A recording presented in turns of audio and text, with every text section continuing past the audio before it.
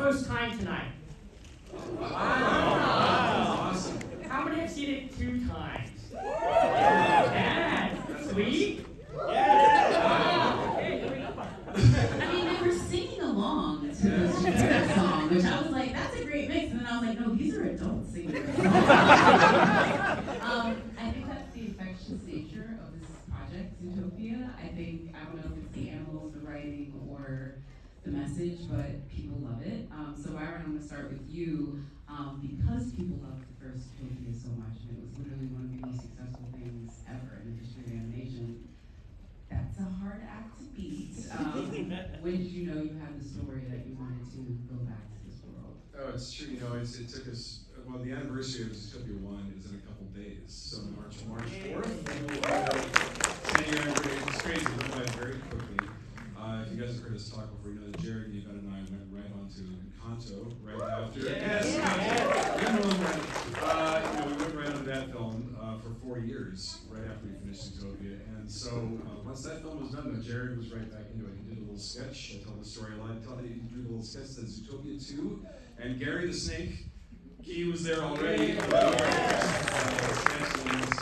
cast. The world changed for us. But no, honestly, we had always talked about reptiles being out there in this world, and many, many other species as well, but that first film had to be limited just to mammals. But Key's character, Gary, as the stepping stone into the world of reptiles was perfect, and honestly, it's like all of our principals, we got our first choices. Like, we're so happy that Key said yes, because you're Gary. You're just like Way too generous. I was excited to be asked to be in this movie. I mean, I was gonna go there next, so you've already teed me up because when you do come back, one of the things that I thought it was just divine intervention that y'all were like, no, we already know the story for the snakes. They're gonna be in the sequel, but I love how that was where you wanted to explore it. Talk about joining with Key and when was that first moment in the movie where you were like, this is the guy, I cannot believe what he brought to this character. Oh yeah. Well, honestly, we were aware of Key before Key even knew we were thinking of it. But was it during the Oscars? When did you go on Colbert? When you were? Yeah, it was before I won the Oscar. Before you won the Oscar.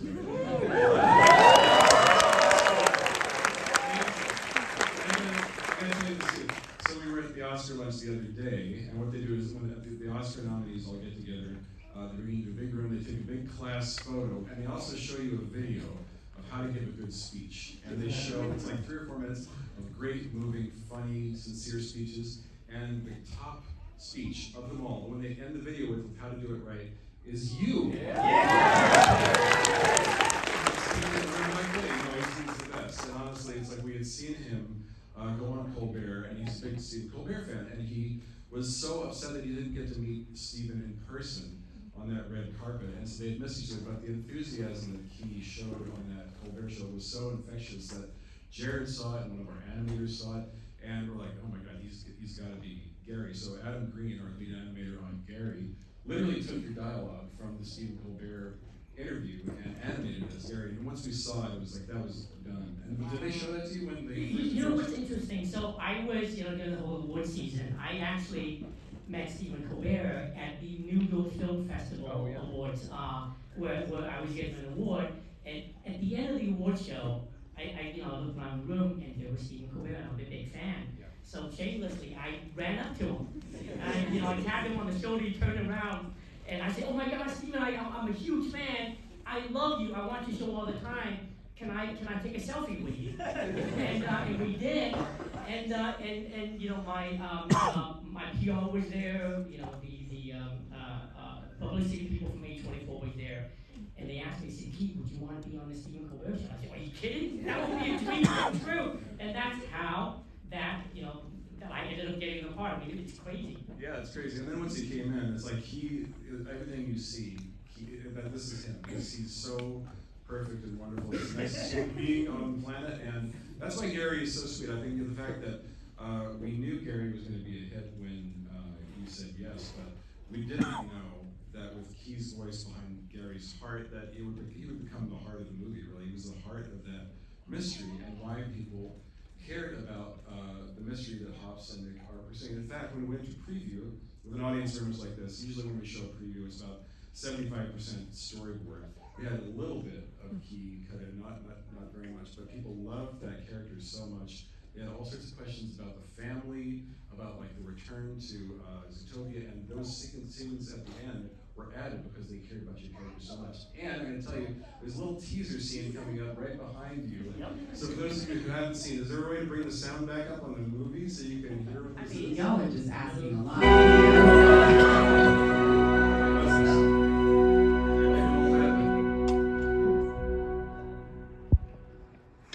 Love you, partner. Love you, partner. Hey, buddy, you gonna keep playing that all night? Leave her alone. She's proud of herself, but still seeks external validation. You shut up. You shut up. Hey, buddy, what's next for you two? We're investigating a rabbit who strangled her neighbors. You offended her. You offended her. Good night.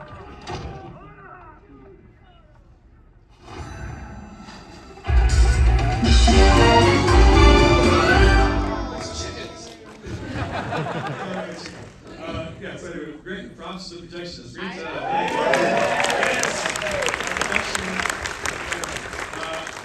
Anyways, and it's honestly, it's like that. So Key really became the heart of the movie, and the fact that the preview audience was like, where's Gary's family? Are they going to come back? Like, where is this lost reptile ravine? There was a lot of that we did not have in the movie yet before that preview audience, so we kind of came back, and so we really need to double down on your backstory, and because people loved you and they wanted to see that story get resolved, and Key actually had this amazing. This happens too. Is like in the booth, which is a really uncomfortable situation for many actors. Like some actors in the past I've known have pulled their curtain because they don't like us watching them. Not on our films, not on the Zootopia films or Tangled or anything like that, but some actors are just not very comfortable being watched as they kind of do these weird things in front of the mics. But Ginny and Josh and Jason and Key and Fortune are just so great. You're great performers.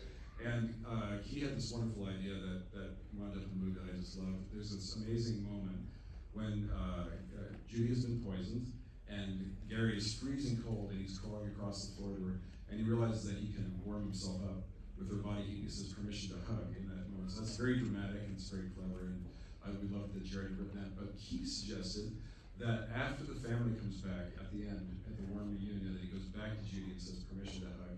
She nods, and then the family wraps her up in a big hug. So that came from Key. And that's such an amazing thing, is that, when these guys come in to do these roles, they're not just hired guns. Like they're people who really participate in the storytelling and make the story better. I gotta, sorry, I gotta say I don't something. Jared and Byron and Yvette, they are so generous and kind, and their humility inspires me because they're so quick to give someone else's credit, but so reluctant to take one for their own. So, yeah. Well, he is a new BAFTA winner as well, so.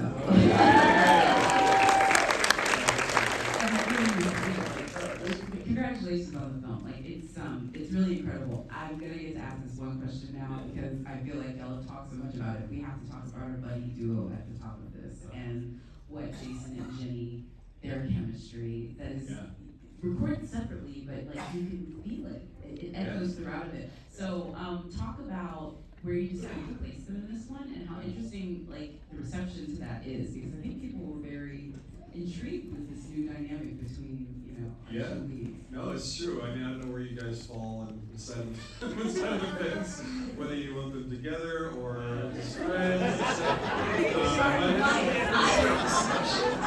It's an interesting discussion to have, so, but I think honestly, Jared and I have been aware of that for the last decade, and we love that it's a conversation out there, because they do have incredible chemistry, and that's really rare, because usually with these films, they're either romance or they're clearly not.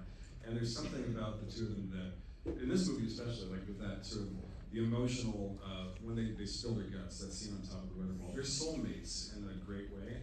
Like they are literally the most important person in the other's life, and so I love that it sort of just like rides the line between romance and deep friendship and stuff like that. And it's I think that chemistry is great. I don't know if we cannot. I'm gonna put my money on. They're gonna go on a date. Yeah. I'll say something on that. not gonna have anything to say about that. Listen, no, it's great that you say that because you're right. I think there's people that are, nobody feels lukewarm about this. I will say that. Y'all all have very strong opinions. But I think it's a testament to what y'all do in the booths. Like, people here haven't experienced it, but voice acting, I think, is like the most essential acting that you can do. And when I talk to folks like yourselves who have these incredible and stellar careers, and I will say in this new chapter of your career, you've done some amazing stuff. But talk about what you got to do in this voice acting performance that you hadn't done before. Because I know Gary probably tested you a little bit, and that's saying a lot for the man that was in Everything Everywhere All at Once. Thank you. I'm a new kid, not only in ZOOTOPIA too, but also to voice acting too. I've done pretty much mostly live action, and with live action, you get to read a script, you get to show up, you get to interact with your fellow actors, and you have a physical a set to play with. With voice acting, it's completely different. You're in a booth with your director. I didn't get to read the entire script. I only read all the scenes that my character was in, so I had no clue what the story was about. And honestly, there was no visual except a drawing of Gary the Snake, the poster, behind me, and that was all I had to go off of. So I have to put all my faith in our directors. They know what they're doing, and if I can get their validation, it means that I'm doing a good job. But what's really interesting about voiceover versus live action is that I feel like I only bring half the performance to a character. It's the animators that brings the other half. They give my character facial expressions, body movement, which is as equally as important as my contribution to the character. So it's really, when we talk about a collaboration, that it can be more so with animated films. And being a part of this, honestly, I've been thinking about quite a bit the last couple of days since we won BAFTA, which I'm super excited about. And also, being the highest grossing animated film. I'll say this. Yes, I'm very happy about that, but I'm even more proud when I think about how many people we invited to the movie theater, especially during a time when this conversation about movie going is dying out. Nobody are watching movies in the theater. So when I think about our movie, I think about all those people. My wife is from China, so when this movie played in China, her friends were texting her, and they were saying, "I've never seen so many people at a movie theater," and they were just so excited. So being a part of this, that's I'm so proud of that, and I just feel so grateful to be along for the ride for this one.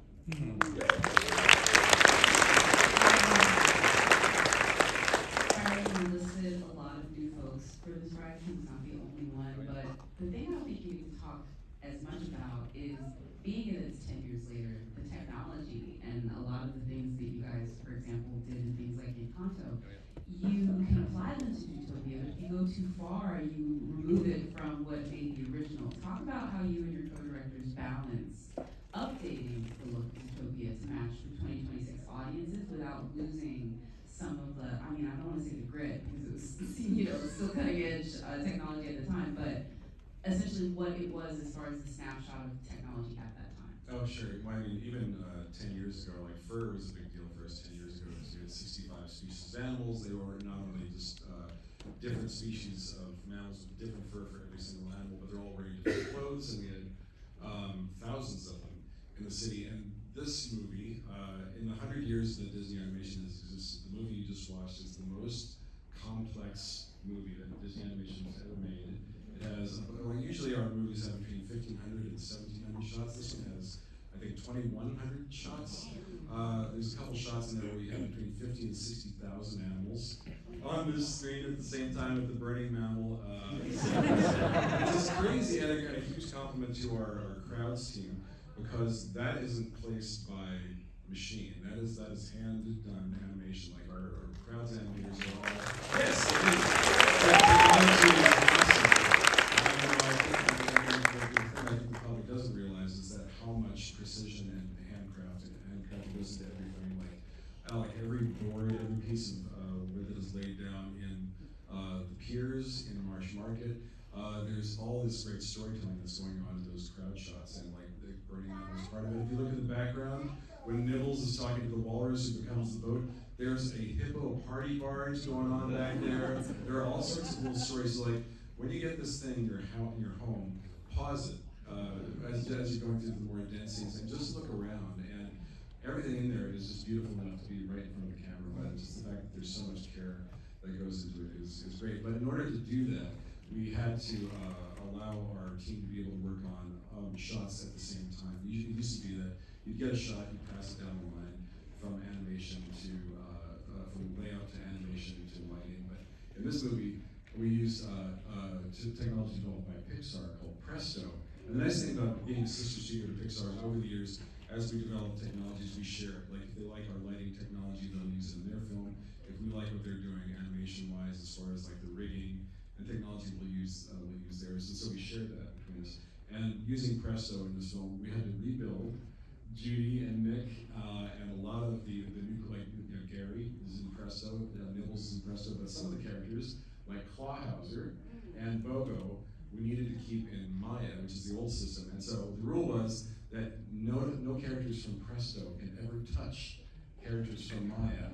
And they said, we cannot do that. And of course, we did it all the time. And we grew up people's days, but it actually worked out. And so as we kind of transition into these new systems, it's invisible when you see it in the movie, but the fact that there's so much technology. There's even some special snake technology that we designed for your character called Scoot, S-C-U-T-E. And that's because tree vipers, like Gary is, have these beautiful scales that as they move, if you make it stretch, it looks like it's just sort of a stocking, and it looks really fake. So this technology allows our animators to move Gary the way he needs to, and have every single scale, and I think there are 20 or 30,000 of them, move perfectly like a tree viper's would. So look how accurate you are. Based on research. Yeah. I mean, that was a deep animation nerd conversation. No, seriously though, like it's really, when they're talking amateur on these like Kodak videos, you know what I mean? Like it's really dope. I love hearing about the crafts of it. And just to, again, we're gonna bring back to the performances, but I want to ask one more because that one was so good. In addition to all the technology that you did around the visuals, I feel like being Kanto, and you were like, we gotta make sure we get some bops this time around. So like you really added into the music, I think, as well. Talk about the scoring and then of course, the choices that you made for the songs. Oh yeah, well Giacchino he's a miracle. Yeah, it's Mike Giacchino. He's so versatile. I don't think he's the most versatile composer working in Hollywood today. And Zootopia 1 was the first Disney film, Walt Disney animation film. He had done a bunch of Pixar films, but he chose to jump in with us on that first film, and man, it's like he loves all genres of music, and he can switch back and forth like an expert. We asked him to do these films. He doesn't have to do just one style. He has to do many styles. He has to do swing music and noir and jazz and zydeco and all sorts of. And so he's the perfect guy to do this. So he's a master to see him work. And he was on the stage with us at Warner Brothers because we used the Eastwood stage to bring in nearly 100-piece live orchestra. And to see those guys sight read this beautiful music that Mike has put together and spend a week.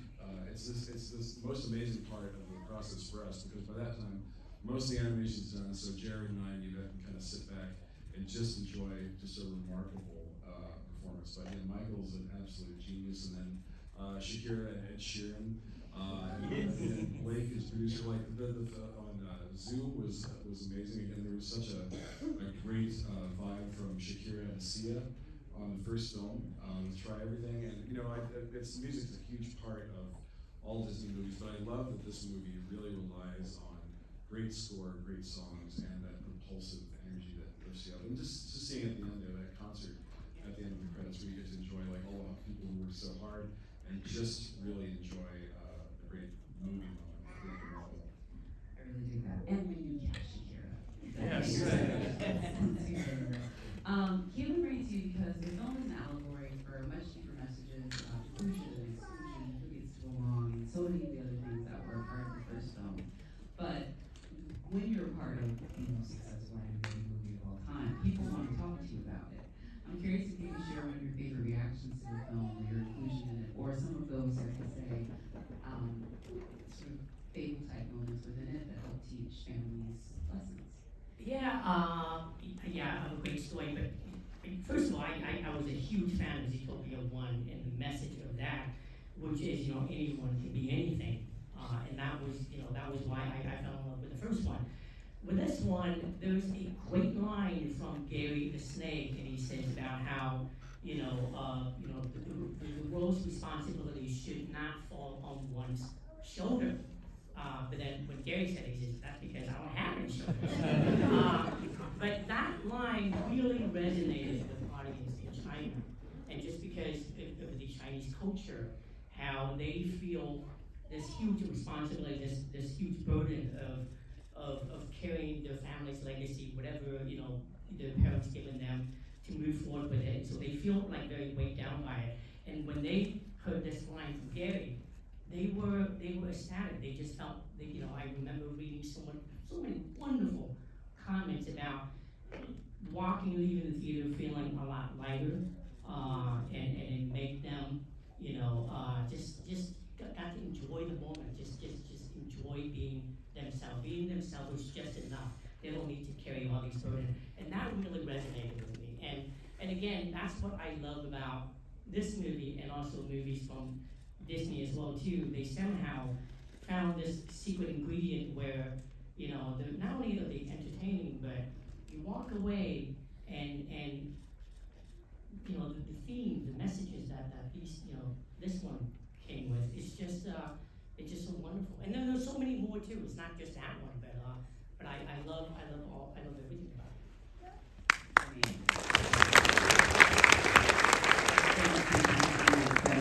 But I don't want to give you I don't want to not give you an opportunity, Byron, to add something that anyone has shared with you, how you see it. Oh yeah, and honestly, again, because that Gary's story became so central, and this idea of the movie being all about differences between Nick and between Judy, with reptiles being othered and trusted from the city. And I think, thinking back to my own theater going experiences, like moments where families are reunited at the end, like Joy Luck Club and Color Purple, it broke my, those moments really broke my heart. But it's just like, they're so wonderful to see the restoration of something that's been, of a wrong that's been in place for such a long time. And so I think that's why, again, going back to those preview audiences, and as what we learn, and showing these things to fresh eyes, it's like, you just had this great charm to you, and your chemistry with Judy, with Ginny, in this film was really remarkable. And I think that's the best. I think, across the board, no matter what studio does these films, I think our bread and butter is really character. It's character and it's growth between characters, and those precious little things that happen, those emotional things, matter more than all the eye candy and the technology and stuff like that. If it doesn't have that, if it doesn't have the heart, I don't think it really resonates and doesn't give you something to take home with you. So fingers crossed, we'll always try to deliver that, and thank you, Keith, for being a huge part of that. Thanks for letting me go on the slide.